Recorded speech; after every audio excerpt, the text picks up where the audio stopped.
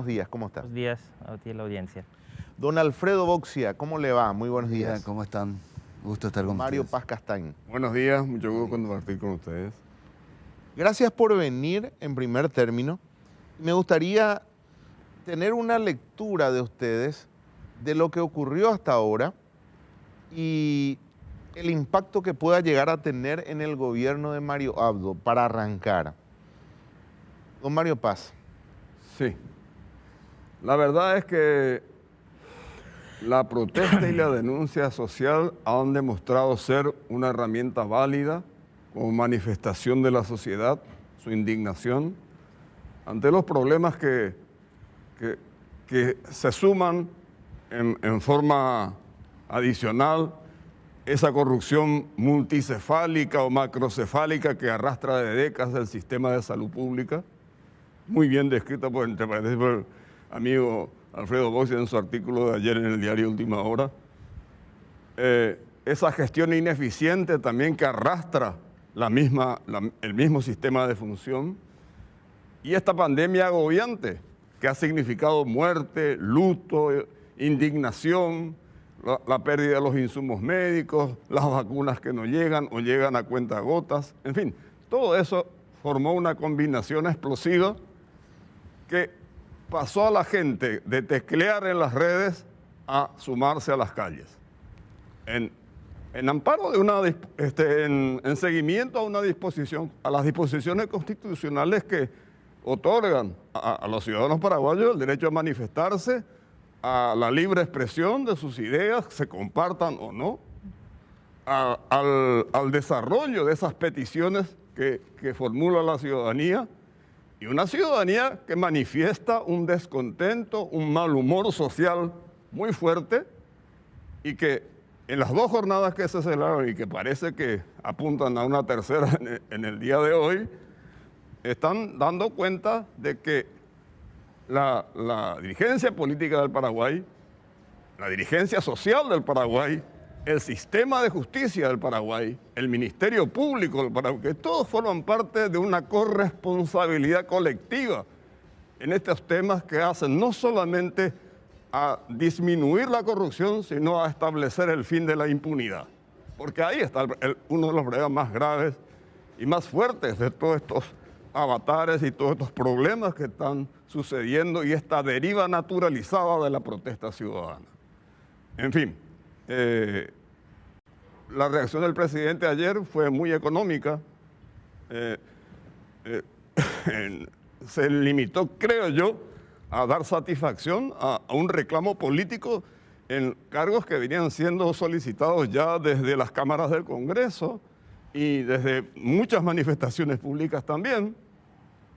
Y esos reemplazos no dieron todavía la respuesta. Yo creo que el presidente tiene que convocar a los poderes del Estado, a los líderes políticos, no a una retórica de esas cumbres que no dicen y no se traducen en nada, sino a mesas de trabajos concretas para dar respuestas concretas, directas, a fin de satisfacer algunas de las grandes demandas que hoy están instaladas sobre la mesa de la ciudadanía, que son los insumos médicos, los medicamentos, las camas y fundamentalmente las vacunas.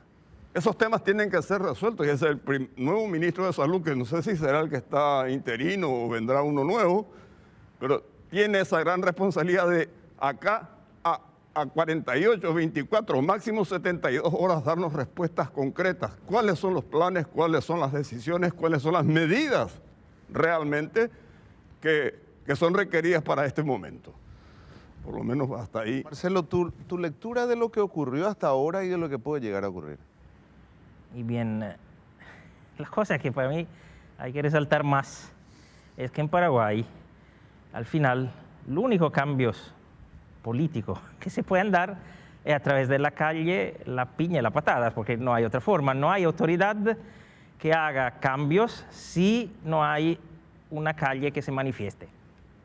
Mira el caso de PETA. Es un año que los actores escolares, docentes, estudiantes, padres, cuentan a todo lado que, demostrándolo, la incompetencia de PETA, que PETA no era adecuado antes de la pandemia, menos todavía se ha demostrado adecuado con la pandemia. Y ahora lo cambian. ¿Por qué? Porque hubo una manifestación que acabó a los golpes. Entonces, aunque las autoridades se quejan de las manifestaciones en pandemia, del hecho que se llegue a la violencia, pero es lo que ellos mismos impulsan, porque si no te vas en la calle, no cambia nada. Entonces, es normal que en un momento de crisis, la única forma que hay el ciudadano que se le escuche es otra vez tomar la calle. Que no creo que el ciudadano esté tan contento de tomar la calle con los riesgos en salud en ese momento que comporta. Pero si no tiene alternativa, y esa es la única que le dio este gobierno. Este es un gobierno hasta no solo ineficiente, incompetente, mediocre, fue inadecuado, pero lo fue no desde ahora, lo fue desde el 15 de agosto del 2018, demostró ya en la primera semana de no estar a la altura de la situación. No tiene idea, no tiene visión de país, no tiene equipo, no tiene nada. Intentó llevar adelante la reforma neoliberal de Cartes, pero ni eso supo hacer. Es decir, la incompetencia reina manifiesta en ese gobierno. Así que no puede resolver los problemas del país. Era incapaz ante la pandemia y durante la pandemia ha demostrado también. Tuvo un momento, 2-3 meses de luces, gracias a Mazzoleni principalmente, más que a Marito, que supo interpretar al momento correcto, supo intervenir, yo creo hasta por desesperación, porque sabía que el sistema de salud paraguayo no existe, es una fantasía. Hay hospitales, hay doctores, pero no hay un sistema de salud pública, y sabían que se le venía encima si no se actuaba rápidamente. Y allí tuvieron las luces de actuar, pero enseguida después fue otra vez volver a lo de antes. No es casual que todavía no tenemos vacuna y todavía la última que dijo Mazzoleni antes de irse es que por allí, por junio, llegará, cuando nuestros vecinos ya tienen desde diciembre.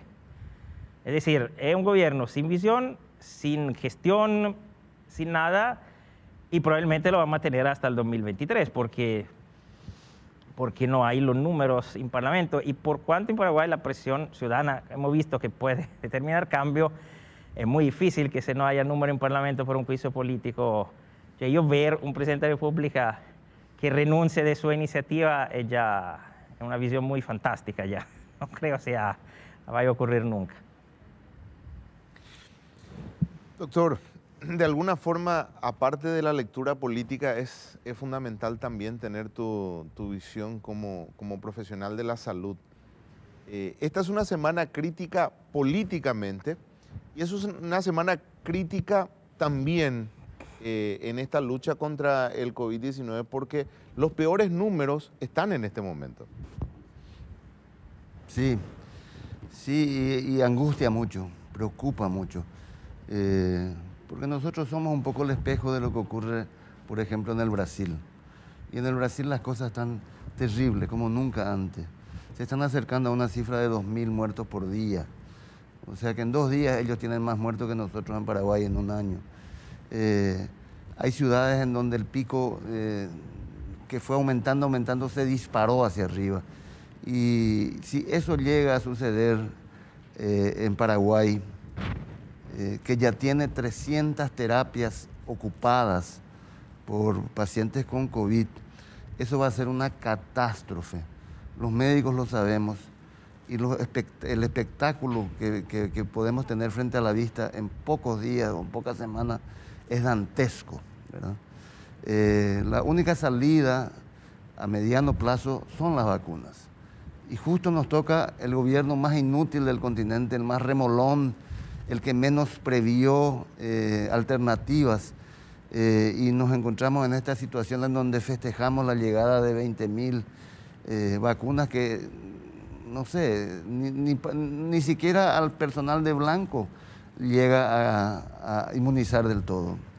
Entonces, yo entiendo el temor de la gente, pero si a eso le sumamos esas imágenes que vimos en los últimos días de la gente en los hospitales públicos quejándose porque no tiene remedios, porque le dan una lista inmensa de medicamentos, y uno constata que esos medicamentos están disponibles allí para el que tenga el dinero para poder comprarlos, en Clorinda, por ejemplo, como lo demostró Santula con una llamada telefónica, es realmente indignante. Quiere decir que no existe la suficiente sensibilidad de este gobierno para dejar cualquier cosa y priorizar ese problema que es el principal de la ciudadanía. Se fue Mazzoleni para intentar descomprimir esa sensación de angustia, de temor y de rabia, pero no fue suficiente. Y al irse Mazzoleni yo estoy más asustado que antes. Estoy más asustado que antes. ¿Quién lo va a reemplazar? ¿Qué figura con suficiente autoridad moral y profesional va a estar allí para darnos la tranquilidad de que las cosas van a mejorar? Es decir, desde el punto de vista sanitario, yo le veo a este gobierno casi tan débil como desde el punto de vista político. Solo que lo político lo podemos analizar, lo podemos discutir, y lo sanitario nos afecta a nosotros, a nuestra familia, a nuestros conocidos. Así que yo espero que Dios se apiade del Paraguay y que encontremos rápido una luz al final de este túnel. Alfredo, como analista te consulto, ¿es la solución hoy que Mario Abdo se vaya?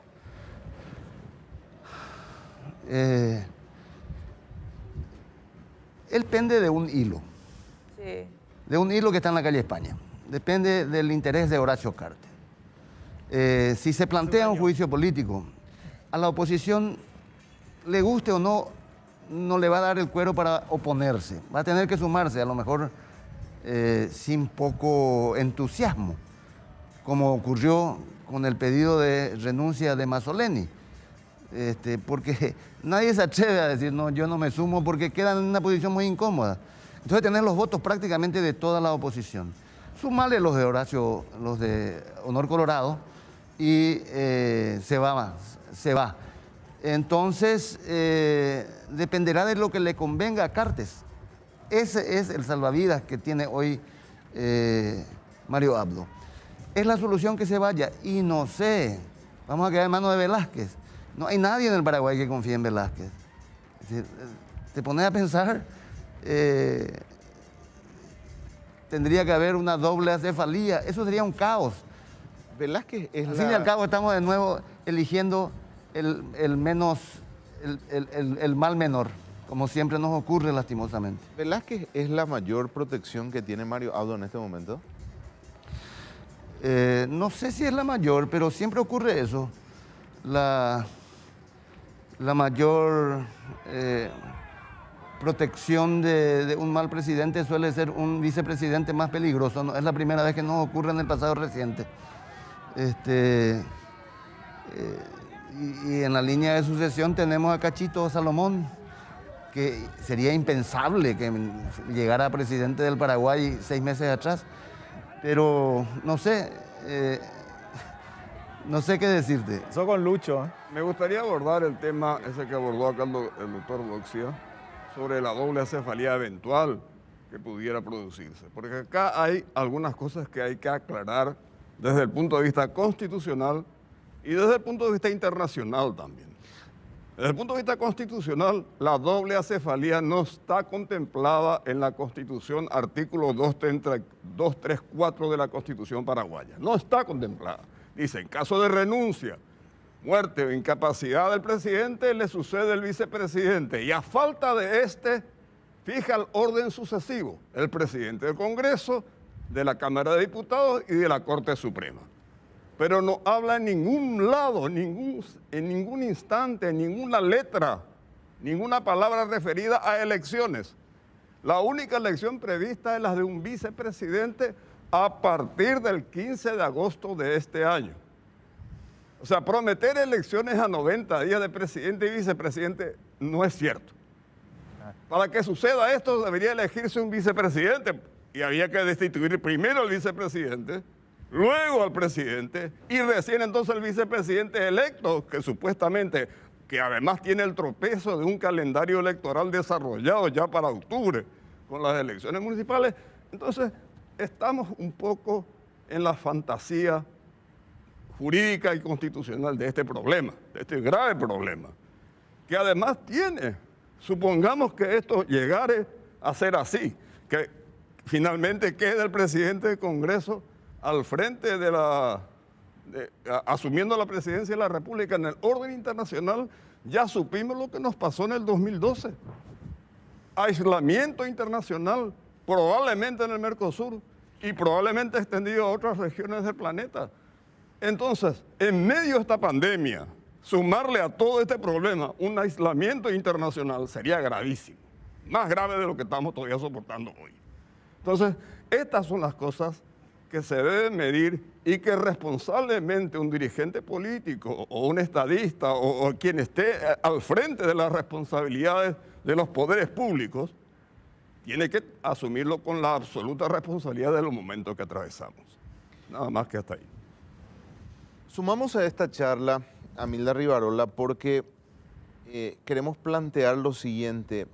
Fueron 24 horas en las que todo el mundo quería saber qué iba a decir el presidente. El presidente tenía que aparecer, el presidente tenía que tener contacto con la gente. Apareció finalmente, pero apareció a través de un mensaje grabado. En primer lugar, hola Milda, ¿cómo estás? Buenos días. ¿Cómo están ustedes? El presidente tiene enfrente una situación. El incendio se desató y tiene un balde de agua y tiene un balde con querosén. Y tenía la posibilidad de dar un mensaje al pueblo. ¿Qué hizo anoche el presidente, Milda? Leyó un teleprompter, creo, y repitió algunas medidas de la OMS contra el contagio, aparte de anunciar cambios sin nombre. O sea, sí, fue muy torpe respecto a no solamente a la demanda que había respecto a su presencia, sino a la posibilidad que él tenía de, con su persona, con su liderazgo, enfrentar de manera algo satisfactoria la crisis. Pero bueno, ya es lo que hay. ¿Mal utilizó el balde de agua que tenía para intentar controlar el fuego? Yo quería mencionar, aparte, estaba escuchando las intervenciones anteriores, quería mencionar algo que también me preocupa fuertemente. Dentro de toda esta crisis, en el comienzo, cuando hubo presión para sacarlo a Mazzoleni, el hecho de descabezar, para salvarse él, digamos, para descomprimir de alguna manera la crisis que comenzaba, el hecho de descabezar el sistema de salud en el momento en que la pandemia está subiendo el pico hacia arriba, bueno, habrá sido popular en su momento, pero es de una torpeza a nivel de política de Estado espantosa. Como dijo Mengo, o sea, yo ahora estoy más preocupada que antes, ¿verdad? Y ayer estaba hablando con conocidos brasileños. San Pablo está por colapsar. Brasil en general ya está, pero San Pablo está por colapsar en términos de pandemia. Si eso sucede, Brasil colapsa, la región colapsa. O sea, la expansión de la pandemia en el lugar estratégico en que estamos nosotros es terrible, es demasiado peligrosa. Y descabezar lo único que estaba más o menos funcionando de su gobierno. Es miedo de terror. O sea, es de terror. Lo otro es a lo que no se ve que es un actor, porque hay muchas agendas detrás de esta crisis. El hecho que el sector empresarial, farmacéutico, se esté ofreciendo como sustituto del Estado, que van a traer la vacuna. Eso supone algo que ningún país hizo hasta ahora, que el Estado se va a expresar en su forma más discriminativa posible. O sea, las personas que tienen capacidad de comprar la vacuna van a asegurarse por algún medio de tenerla, y el resto va a seguir esperando, ¿verdad? Y se está celebrando eso como una salida. Es horrible. O sea, es decir, bueno, a mí me importa un bledo la salud de la población y se salven los ricos, ¿verdad? Y también eso estuvo detrás de la renuncia forzada del equipo de salud, ¿verdad? O sea, las presiones de sectores que quieren apropiarse de un sistema sanitario ya de por sí endeble y ineficiente, ¿verdad? ¿Cuál es el futuro? ¿Qué nos espera esta semana en medio de las movilizaciones? Y por sobre todo, la posición de la oposición, gran parte de la oposición impulsa esta idea de juicio político, en algunos casos al presidente, al vicepresidente, en algunos casos solo al presidente de la República. ¿Qué puede llegar a pasar esta semana, Milda? Y dependerá nuevamente una crisis social. O sea, vimos el 99, vimos el 2019, el 2018, digamos. Se convierte en una negociación interna parlamentaria. O sea, cuando los grupos de oposición en el Parlamento dicen vamos a hacer juicio político y vamos a llamar elecciones, están mintiendo. Eso no sucedió nunca y no tiene por qué suceder, ¿verdad? O sea, una vez que consigan la cabeza del presidente y el vicepresidente, sencillamente ellos van a elegir el próximo presidente hasta el término de mandato, ¿verdad? O sea, en ese sentido estoy de acuerdo con lo que dijo el doctor antes. Está mintiendo la gente, no. O sea, lo que están negociando nuevamente son grupos internos del Partido Colorado, el Honor Colorado. Yo supongo que prefiere seguir presionando y tener cupos todavía más grandes de negocios y de ministerios, de licitaciones, con los auditas. Ahí se va a resolver el problema. O sea, la calle no elige presidente, digamos, sirve como caldo de cultivo para que las posiciones parlamentarias se definan, pero es nuevamente una interna abdocartista, ¿verdad? Con costos altísimos, ¿verdad? Abdocartista. Tengo en la mano el informe de gestión del año 2020 de la CEPRELAT. El informe de gestión de la CEPRELAT del año pasado CEPRELAT dice que la corrupción el año pasado movió y lavó más dinero que el narcotráfico. Los políticos al frente del país tuvieron en sus manos la brillante oportunidad de presentarnos un sistema sanitario mínimamente responsable, que se haga cargo del momento que estamos viviendo, del peor momento de la pandemia, y no lo hicieron. Salma Garay preparó un informe especial para La Lupa y vamos a compartir, y a la vuelta vamos a debatir el resultado de lo que hay en estas hojas. La acción política para hacer frente al COVID y el enriquecimiento de nuestros líderes a costa de esa plata que tendría que servir para hacer frente a esta batalla. A ver el informe.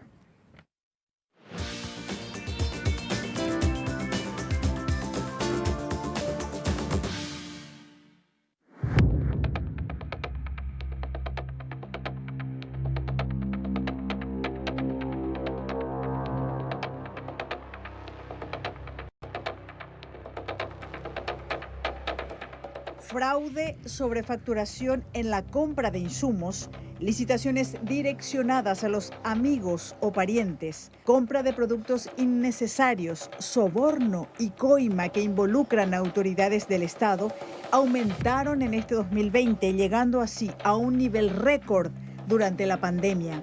Ni bien se confirmaba el primer caso de coronavirus en Paraguay, contratistas, funcionarios de gobierno e intermediarios no tardaron en armar esquemas criminales para desviar dinero aprovechando la crisis sanitaria.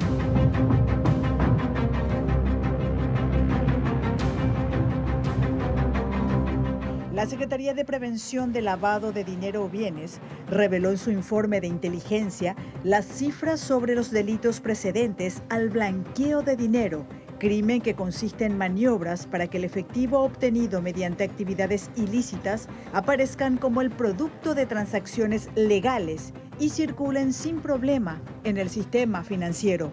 El 44% involucra a políticos y funcionarios de Estado con hechos de corrupción. Los casos de contrabando, 20%, evasión de divisas, 17%, narcotráfico, 12% y otros, 7%. ¿Qué implica este 44% de casos de corrupción a través de los cuales se incurrió en el crimen de lavado de dinero? Carmen Peralta, directora general de Análisis Financiero y Estratégico de CEPRELAD, explicó el mecanismo para determinar esta cifra. En los casos de corrupción, lo que nosotros encontramos como un punto común es la generación de ilícitos que podrían afectar a las arcas del Estado, en este caso que puedan ser realizados a través de hechos de lesión de confianza, por ejemplo. Estoy poniendo ejemplos de históricamente cómo puede configurarse el caso de corrupción, tipologías que se conocen a nivel de la región y a nivel internacional, ¿verdad? La generación de patrimonio, de riqueza a través de actos con el Estado, por ejemplo, favorecerse de adjudicaciones, de licitaciones, y que esas adjudicaciones sean direccionadas siempre a un mismo grupo o facilitadas por una persona del Estado. En ese contexto, esa persona que lo facilita o que permite, lleva algún rédito, y ese rédito es el dinero de origen ilícito. Y ese dinero de origen ilícito es el que permea en el sistema para generar lavado de dinero. Entre estas numerosas irregularidades detectadas en las empresas adjudicadas en las licitaciones, se detectaron 3 casos concretos. Caso Imedic S.A. y Eurotec. El Ministerio de Salud firmó contrato en abril del 2020 con la firma Imedic y Eurotec para la adquisición urgente de insumos y camas por valor de 85.000 millones de guaraníes. Se descubrió posteriormente que estas empresas, además de pertenecer a una misma familia, incumplió el contrato y tuvo mala fe en la presentación de ofertas, y sus productos carecían de calidad técnica. Justo Ferreira y Patricia Ferreira, directivos de las firmas, fueron imputados. Mascarillas de oro de la DINAC. La Dirección Nacional de Aeronáutica Civil, bajo la gestión de Edgar Melgarejo, adquirió 4.000 unidades de mascarillas por valor de 30.000 guaraníes la unidad, pero en el mercado solo costaba 15.000 guaraníes. Se creó además 7 empresas para aumentar los costos de los insumos, para así desviar dinero y enriquecer a círculos cercanos. Agua tónica contra la COVID-19. Patricia Zamudio, entonces titular de Petropar, ordenó la compra de 5.000 botellas de agua tónica para la institución. La funcionaria de Estado alegó que el producto generaba cierto tipo de inmunidad al coronavirus. Se compró además 3.000 mascarillas a un precio que supera el referencial fijado por el Ministerio de Salud. Zamudio fue imputada por lesión de confianza, que también salpicó a su esposo José Manuel Costa y otras 14 personas que formaban parte del esquema para cometer el fraude. Si bien salta el monto de dinero considerado como perjuicio patrimonial, el monto abonado en concepto de sobornos es mucho más alto y difícil de calcular, ya que se trata de sumas millonarias. La CEPRELAD envía los informes de inteligencia al Ministerio Público y otras instituciones para que se inicie una investigación, se identifique a cada uno de los responsables y que reciban sanciones.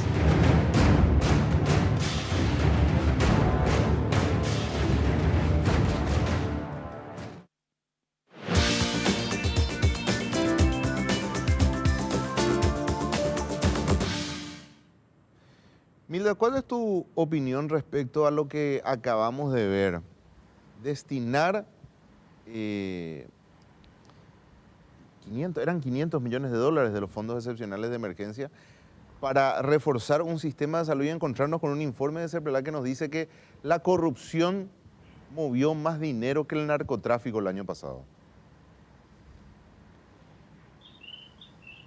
No sé por qué separan corrupción de narcotráfico. El narcotráfico también supone muchísima corrupción policial. Protección en la área, bueno, no sé qué tipo de mecanismo estadístico es necesario, digamos, pero tanto el contrabando como el narcotráfico también cuenta con protección de autoridades que dependen de autoridades políticas, digamos. O sea, el posicionamiento de Paraguay en las listas de transparencia en toda América Latina siempre estuvo cerca de Haití y de Venezuela, digamos. Bajábamos un punto, subíamos un punto, pero eso es desde hace 20, 30 años que Paraguay ocupa ese lugar. Y todos los diagnósticos hablan sobre el sistema político paraguayo, hablan de que esa corrupción es sistémica. O sea, no es un caso de agua tónica ni otro caso de, no sé, comprar más combustible que necesita, sino que abarca todo el sistema político, porque el sistema político paraguayo se basa en el clientelismo. No es que se presentan los mejores o las mejores candidatas a puestos claves, sino de que incentivan o compran la aprobación electoral de la gente a través de bienes del Estado o de dinero, ¿verdad? Eso supone corrupción, o sea, de alguna parte se saca ese dinero para las elecciones internas y para las nacionales, ¿verdad?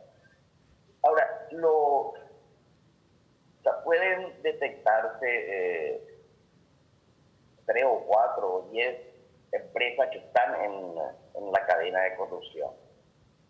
En el Parlamento o los políticos y los ministros saben perfectamente a quién responde, a qué autoridad responde la fuente de corrupción de cada institución, ¿verdad?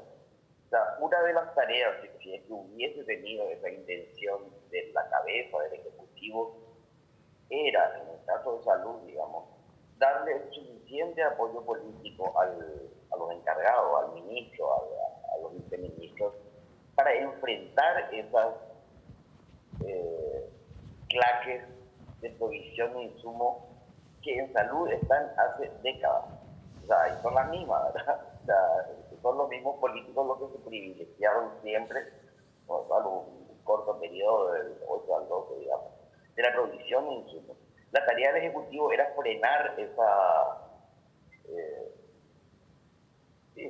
frenar las presiones de esas clases sobre la provisión de insumos. Ahora, respecto a salud, que es lo más grave en este momento, allí también hay responsabilidades de otros ministerios que tenían que ver con la adquisición de las vacunas, digamos. Uno, relaciones exteriores. Paraguay no tiene relaciones comerciales fluidas con China, tiene con Taiwán no vende vacunas, ¿verdad? Depende de Hacienda el direccionamiento rápido de fondos hacia demanda urgente del Ministerio de Salud, que tampoco nos sucedió, o sea, no se dedicó un porcentaje respetable de esa deuda nueva a adquisición rápida de insumos. O sea, es como, es sistémica, digamos, o sea, no es un caso, no son 5 casos, no es todo lo que se ve en la superficie, digamos. Pero la tarea de la cabeza del Ejecutivo es, por lo menos en tiempos de crisis de salud tan espectacular y terrible como esta, frenar esa presencia de corrupción dentro de ministerios que demandan normalmente compra permanente de insumos, ¿verdad? O sea, y ahí se fracasó también. Ahora, mi consulta va para Marcelo, pero sobre todo siguiendo con lo que decía Alfredo y con lo que decía el doctor Paz Castaño también respecto a... La gente sabe, Marcelo, se siente si la gente sabe efectivamente qué se viene si es que se van todos, porque la gente está protestando en las calles y dice que se vaya Marito, que se vayan todos. Sabe que no existe una doble acefalía, sabe que se queda Velázquez como presidente de la República, porque como no hay una cabeza en la manifestación, que es, algunos lo ven con buenos ojos, que no hay una cabeza política, pero las consecuencias están bien marcadas. Y bien, pero no es obligación de la ciudadanía gobernar el país. Para eso se vota. La ciudadanía tiene la obligación y el derecho de manifestarse y de pretender que quien... Hay una cuestión que parece que no se entiende, un principio tan básico. Nadie obliga a que uno se candidate a algo. No es que vino el doctor Boxia y hizo una receta y dice, no, usted tiene que candidatarse a la presidencia de la República porque si no ocurren cosas graves. No, él libremente lo hace. En el momento en que te candidata, asumes un cargo y tiene responsabilidad. Tiene que cumplir no solo con la promesa, sino con una gestión mínima, básica de eficiencia, de competencia, de trabajo por el bien común. ¿Sí? Eso es lo básico. Entonces, el ciudadano no hay que tener que preocuparse que si se va Abdo, viene Velázquez o viene Cachito Salomón. El ciudadano dice, che, yo te elegí para hacer algo y no lo está haciendo. ¿Para qué me sirves? Si no me sirve, vete, vendrá otro. Que puede Velázquez sea peor y bien, Ir otra vez a la calle y decir, che, Velázquez, sos peor de lo que vino antes. Vete tú también. El ciudadano cumple su obligación, deber y también su derecho votando gente que se compromete, por lo menos éticamente, pues la ética en la política paraguaya es una cosa así, una fantasía, a cumplir lo mínimo. No pretendemos grandes genios de la política, en Paraguay no hay, pero por lo menos lo básico de una gestión eficiente, de trabajar por el bien común en tu posibilidad. Y punto. El ciudadano ya cumplió sus deberes, se fue a votar, te votó, te dio su representación para que cumpla. Si tú no cumples, vete. Es claro que la ciudadanía se pone concepto simple. Si sos malo, vete. Porque si te quedas, dado que sos malo, significa que voy a tener otro 2 años y medio de gestiones malas. El ciudadano está en su pleno derecho a no preocuparse que venga Velázquez después de apto. No sé si me entienden. Sí. Es decir, es cómpito de la política, de quién se presenta, de quién decide de ser apto para gestionar una comunidad, que sea un municipio, que sea un país. Eso es la obligación primaria de quienes se ponen en política. El problema es que acá, en cambio, entendemos, desafortunadamente, muchos entienden la política como agarro el cargo y mejoro mi condición económica y al límite de la condición económica de mi gente. Y no, la política es la técnica o hasta el arte, como decía Maquiavelo, de gestionar, de manejar el interés colectivo de una comunidad. Tú te presentes porque crees de estar en condiciones de hacer eso. Y si no está en condiciones, quien te puso allí tiene todo el derecho de decirte vete, sin hasta pensar la consecuencia. No es obligación pensar la consecuencia, es preocupación de quien decidió de hacer política, de ponerse, de manejar esta técnica de manejo del interés colectivo, preocuparse de qué tiene que venir después de apto. Como quien dice, las cartas están echadas en este momento. Cada uno tiene su posición, pero falta jugar una parte de esta partida muy importante de esta semana. La oposición, casi unida, insiste en juicio político. Hay un actor muy importante en todo esto, Horacio Cartes, que va a definir de vuelta el destino de nuestro país. ¿Qué creen que va a pasar esta semana? Doctor Bauxia, en primer lugar. Mira, este es un escenario que lo vimos tantas veces. Hay un sector del Partido Colorado que ataca fuertemente a otro sector del Partido Colorado. Como si un sector no estuviera en el poder y el otro sí. Aunque en realidad tampoco está en la oposición porque los dos están en el poder. Esta situación casi esquizofrénica de ambivalencia, de ambigüedad que obligaría a sentarse en el sofá de un psiquiatra a cualquier grupo político. Los colorados lo manejan con una naturalidad que solo se explica en Paraguay. El dios Jano, una cara para acá, otra cara para allá. Y da la impresión a veces que ese juego perverso de ser oposición y gobierno les da tantos resultados que allí están hace 70 años. Pero por lo que he visto anoche y anteanoche, me parece que le están hartando a la ciudadanía. La gente está harta del coloradismo, harta, 70 años de lo mismo, con una brevísima interrupción que les sirve a ellos para ese remanido argumento de decir, bueno, pero la oposición cuando estuvo en el gobierno no hizo gran cosa. Bueno, la verdad es que el país está como está por una sucesión increíble de malos gobiernos colorados, incluida una dictadura de 35 años a la que apoyaron sin haberse arrepentido o pedido disculpas nunca.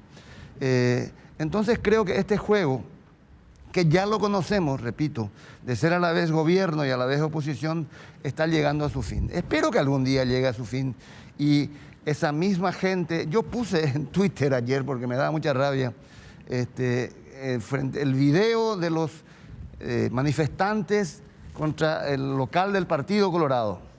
Después será convertido en una fila de gente que se aglomera para votar por los candidatos de ese mismo partido. O sea, la ciudadanía participa también del juego esquizofrénico. Y yo creo que la oposición tiene que dejar alguna vez de mirar desde la gradería y ofrecer una alternativa radicalmente distinta a eso que tenemos siempre, cosa que no siempre se consigue, cosa que no veo hoy. Coincidiendo con eso, o sea, que la oposición no tiene hoy un candidato, hasta el punto que no hay uno que pueda irse a la plaza, como pasó en el marzo, que había referente de la oposición en la plaza, o como pasó el 31M, que había referente de la oposición que pudieron. Hoy no permiten que vengan ni de unos ni de otros, eso ya es una señal de algo, pero hay un fenómeno que también se dio, que por ahí no se le dio mucho destaque, que es de la cantidad de colorados que no están ni con Cartes ni con Marito. Hay muchos colorados en este país que están hartos de Cartes y de Marito, que no están con el operativo Cicatriz ni la Concordia. O sea, hay un elemento ahí que no logra aglutinar ni dentro del partido ni fuera. Hay un descontento que no permite hoy tener a un referente al frente de la marcha. Creo que es un fenómeno inédito. Ustedes van a saber que tiene más años. Fundamentalmente juvenil, yo creo. ¿Verdad? No, Sí, no hay. sí. No hay un referente que hoy día, mira, está acá. Pero no hay porque no puede haber, porque tú viste algún político que en estos años se haya destacado para algo. No. Es por eso. Entonces, si no hay nadie que se destaca, no hay nadie en las marchas. Yo Es no normal. soy tan pesimista de que no haya. Hay dirigentes y hay opciones dentro de todos los sectores. Hay opciones. Pero pueden ir a la Lo que pasa plaza, es doctor. que cuesta desplazar las claques, las roscas que están instaladas en todos los sectores también. Y además hay un concepto que tenemos que asumir. Estas cuestiones se deciden, ojalá que esta efervescencia, esta indignación, esta manifestación de descontento se traduzca en las urnas, en los votos, que esto no sea solamente ganar las calles, hay que ganar los votos para elegir finalmente a quienes existen en todos los sectores políticos, o por gente que tiene calificación, que tiene idoneidad, que tiene trayectoria, que puede administrar y dirigir el Estado. Lo que pasa es que al Paraguay, y parafraseando ya a un expresidente uruguayo que estaba justamente leyendo ayer una entrevista que le hicieron al expresidente Julio Sanguinetti, diciendo que en Uruguay hay más república que nación. Supieron ellos construir una consolidación republicana. En la Argentina, porque estaba comparando con la Argentina, hay más nación que república. Y a nosotros nos sucede algo parecido. Hemos logrado en nuestros 200 años y más de vida independiente consolidar esa conciencia y esa identidad nacional que nos permitió superar todas las conjuras internacionales, luchas intestinas, etcétera, etcétera. Pero todavía no hemos consolidado el concepto republicano. Y tanto es así que este ciclo que se inicia en 1989 hasta hoy es el ciclo inédito en la historia de la República del Paraguay, donde hay alternancia del poder, donde hay libertades públicas, en fin, esa construcción republicana lleva su tiempo, pero yo creo que está llegando, como lo decía Alfredo y lo señalaba también Marcelo, está llegando al límite. Hay ya, yo creo, una efervescencia que está surgiendo fuerte y que probablemente desplace y consiga estos objetivos que nosotros creemos que existen y se pueden dar. Brevemente y para cerrar, me gustaría insistir en este punto y quiero ser puntual. Yo sé que quizás los voy a poner en aprietos, pero me gustaría la lectura de qué es lo que creen que va a pasar esta semana. ¿Corre o no el juicio político? ¿Cuál es el destino de este país en los próximos 7 días? Marcelo. Bien, para mí tiene que tomar el teléfono y llamar a Cartes y preguntarle. Esta democracia es tan sólida que decide una sola persona hoy va a decidir lo que va a pasar los próximos días. Es decir, Cartes, en ese sentido, hizo un buen trabajo, ha conseguido construir un movimiento disciplinado dentro del Partido Colorado, que creo que el último que había conseguido eso fue Argaña. Es tan disciplinado que puede moverlo de una forma en otra y tiene los números para decidir si se alea con la oposición, hace el juicio o se sostiene abdo y no hay juicio. No es muy positivo desde el punto de vista de la democracia, pero esa es la situación. Es decir, la única persona que tiene en mano, pero lo tiene desde hace 2 años, desde el junio del 2019, desde la crisis de Itaipú, en mano los destinos de ese presidente, es Horacio Cartes. Porque como decía bien Alfredo, la oposición está obligada. No existe que Horacio dice, sí, vamos a hacer juicio político, pues no le vamos a hacer juicio político. No, está obligada a actuar de la misma forma.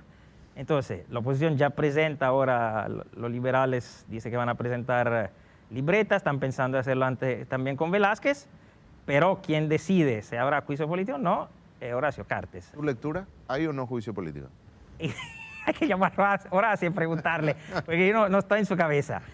Hay dos opciones fundamentalmente. Uno, hacer juicio, romper la situación y ver hasta de sustituir o con Velázquez o con Cachito Salomón y el gobierno con su gente y tomar el control del país a través de los ministerios, Cartes.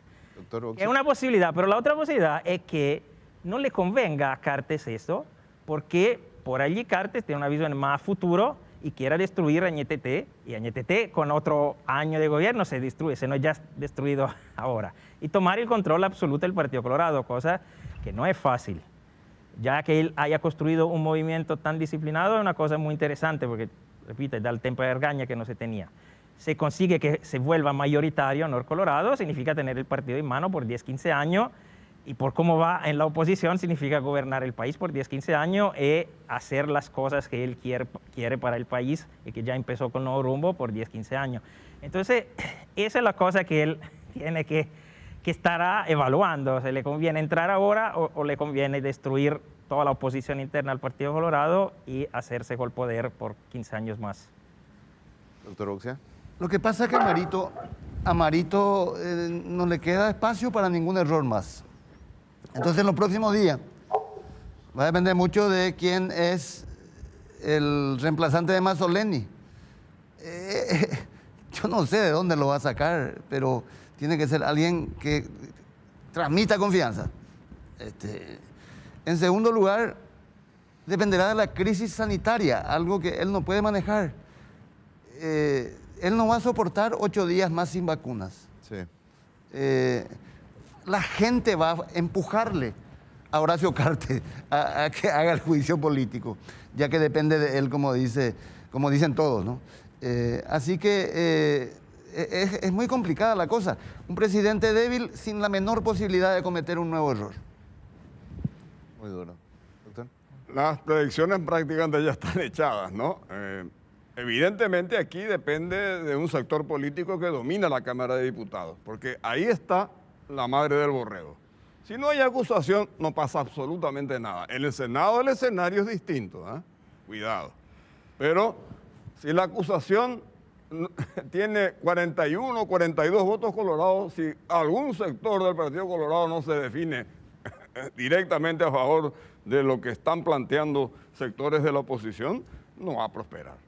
Evidentemente, pero esto no quiere decir que la cuestión, como dice Alfredo, esté absolutamente solucionada. La calle va a seguir movilizada. Yo entiendo que va a seguir movilizada, no probablemente con la continuidad, no sabemos, esta es una cuestión de adivinanza, yo no soy futurólogo, pero evidentemente hay una tensión social que no va a disminuirse así tan fácilmente con 1 o 2 cambios nomás. Acá hay que tomar medidas muy fuertes, lo que decía antes, convocar no para una retórica, sino para trabajar una mesa que proponga cuestiones concretas, medidas directas que le den a la ciudadanía una pequeña dosis de confianza y credibilidad de que los procesos se van a cumplir, sobre todo en materia sanitaria, y ni que hablar, porque no estamos hablando de eso, de la economía que está muy resentida en las ciudades de frontera y que necesitan urgentes las resoluciones desde el Poder Ejecutivo también. En fin, todo es una combinación explosiva que hay que tratar de resolverla. Vuelvo a repetir, como lo dije, el juicio político es una herramienta válida, está en la Constitución de la República, pero hay que fundamentalmente tratar de resolverla en las urnas. La doble acefalía no le conviene a nadie porque finalmente no va a producir lo que quiere decir que se produzca, que hay un principio de legalidad que expresa claramente que lo que no está expresamente permitido está prohibido, no va a haber elecciones, legalmente es así. Hay una sentencia con un enjundioso voto del doctor Elixeno Ayala que yo recomiendo que se lea, la sentencia de 1999 que autoriza a González Maqui, que muchos tratan de descalificar, pero es una pieza jurídica y esa resuelve el tema que hoy se está debatiendo. Pero en fin, estas son las cuestiones que por lo menos quería dejar en claro sobre la mesa. Muy importante. Y para cerrar, Milda, brevemente, por favor, ¿cuál es tu lectura de lo que puede llegar a pasar en los próximos días?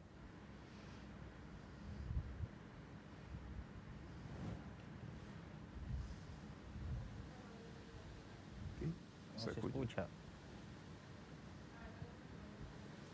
Creo que el micrófono, Milda, creo que tu micrófono está apagado. Es que mi Ahí perro está. estaba Ahora sí te escuchamos. Quería hacer observaciones respecto a esa demanda de saber en la calle, que quién queda después, cómo funciona.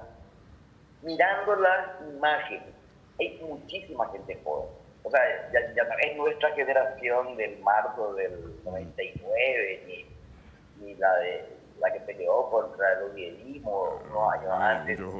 Se parece bien, o sea, sí, tiene todo el aspecto de eso que Antonio Negri le llama multitud. A las manifestaciones que existen en Europa de hace unos 10 o 15 años, que no tienen dirigencia partidaria, no tienen liderazgo fijo, se convocan por redes y son como impredecibles, que es como la nueva forma de ciudadanía en el mundo, ¿verdad? O sea, que la esperanza de que vengan líderes políticos, encuadren a esas masas para sus intereses electorales, no funcionan, ya no funcionan más, digamos, en este caso ni en los otros, ¿verdad? Son como formas nuevas de expresión ciudadana que rompen todas las estructuras mentales anteriores de cómo se manifestaba y cómo presionaba a la ciudadanía. O sea, yo estoy segura que la mayor parte de esos jóvenes ni siquiera está empadronado ni afiliado a ningún partido, ¿verdad? Y que su cabeza no trabaja como la nuestra, ya es el futuro, digamos, ya no es el pasado, ¿verdad? Y lo otro es observar lo que va a suceder esta semana. Hasta ahora yo los veo a los cartistas muy prudentes, como esperando abrir el campo de negociación y seguir ganando espacios dentro de este gobierno más que echarlo, ¿verdad? Y bueno, nuevamente la oposición va a quedar colgada con su propuesta de juicio. Gracias por este tiempo, Milda, muy amable. Gracias. Gracias por venir. Muy importante analizar el momento. Y lo que decía Milda es muy importante. El viernes pasado, durante el telediario, tomamos la decisión de darle micrófono abierto a la gente que estaba en la plaza. Y habremos realizado no quiero ser exagerado, pero unas 30 o 40 entrevistas a la gente que estaba en el lugar. Y es impresionante cómo la gente que fue a la plaza tiene bien claro qué es lo que se va a hacer, tiene bien claro por qué se va a protestar, a diferencia de marchas anteriores. O sea, la gente está cansada, está harta, que es lo que decías, doctor. Y me parece que la clase política, después de mucho tiempo, está entendiendo que la gente los puso y la gente los puede sacar. Y de hecho, en este proceso democrático que comenzó en el 89 y que sigue hasta este momento, ya se dieron muestras muy importantes de eso. La gente sacó al Partido Colorado, dio la oportunidad a la oposición, la gente finalmente le volvió a dar el voto de confianza al Partido Colorado y vamos a ver qué ocurre la próxima vez. Pero esa gente trabajadora, la gente que sale a pelear la calle, la gente honesta, esa gente salió a la plaza y salió a reclamar y sabe por qué. Esta imagen que estamos viendo en este momento es el fruto, es el resultado del hartazgo ciudadano de gente que va a un centro asistencial y no encuentra medicamentos o no hay lugar para que sea atendido o se encuentra simplemente con esto que mostrábamos, la corrupción que desplazó nuevamente a algo básico, poner al ciudadano ante todo. Así que todas las voces tienen que ser escuchadas, todas, incluyendo la del presidente de la República y por sobre todo la del presidente de la República, que lastimosamente no se anima a hablar en vivo o no se anima a atender entrevistas. Queda 1:10 de programa. Queda 1:10 de programa. Si el presidente de la República quiere hablar al aire, estamos abiertos. Este es un espacio que usted tiene. Dudo que lo haga. Dudo que lo haga. Pero este espacio está abierto.